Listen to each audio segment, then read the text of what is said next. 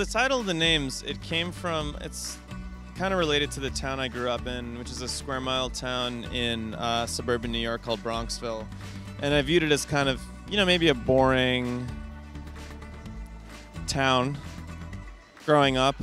And in my mid-20s, I learned that a writer named Don DeLillo lived and wrote there and wrote like most of his novels there. And he's, you know, one of the most iconic American authors. And I was very struck by that, like that proximity to greatness. And when I found that out, I just read all his books in rapid succession.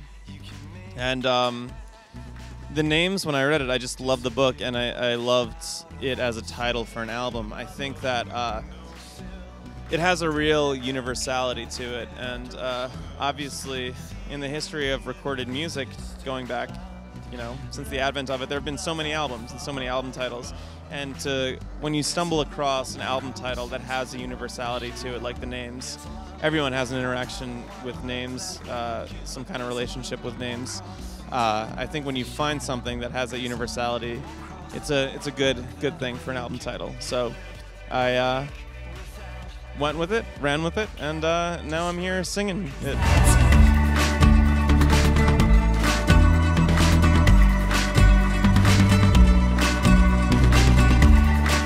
Yeah, this record, I really wanted there to be a sense that anything could happen. I was definitely thinking a lot about house and techno and stuff like Compact. Also a lot of 70s art rock records like Maggot Brain by Funkadelic, or like Low by David Bowie, or like Country Life by Roxy Music.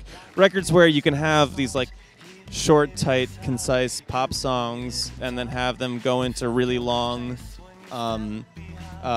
ambling, experimental, instrumental music. And I always like that balance between like a pop drive and an experimental edge. And so with this record, I wanted, there to be a sense that if you jumped like 5 minutes forward without listening to the 5 minutes, you'd be like, what the fuck is this? What am I listening to? How is this the same record? But if you were to listen over the course of that 5 minutes, it would make complete sense. I don't know, I wanted it to be a bit of a journey and something fun and danceable. And I don't know, I'm psyched on it. If it's copacetic, bring it back around, round.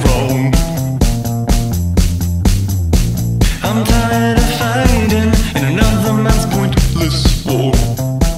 Yeah, it's been really thrilling to play live and play this music. I finished this record a really long time ago, like at the end of 2014, and just now, this is the end of our first like full playing every night style tour, and we've been on tour for 6 weeks, and I couldn't be happier. It's one thing to make a record in isolation, one thing to have ideas in your head, but it becomes real when you get in a room with other people and present your ideas and perform them. So I couldn't be happier right now. It's been like one of the best tours of my life, so it's great.